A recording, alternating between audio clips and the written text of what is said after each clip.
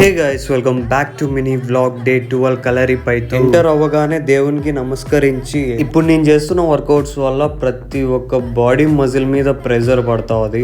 Body pains అయితే రావట్లేదు. ఈ స్వెట్ న్యాచురల్ గా హాఫ్ ఎక్సర్సైజెస్ అయిపోయిన తర్వాతనే వచ్చింది. Full sweat brother. ఇది మనం ఎంత ఇంటెన్స్గా ట్రైన్ చేస్తాము. ఇలా ఉంది కదా నా బాడీ స్ట్రక్చర్. కొన్ని మంత్స్లో ట్రాన్స్ఫర్మేషన్ ఎలా అవుతానో మీకు రిజల్ట్ వస్తుంది.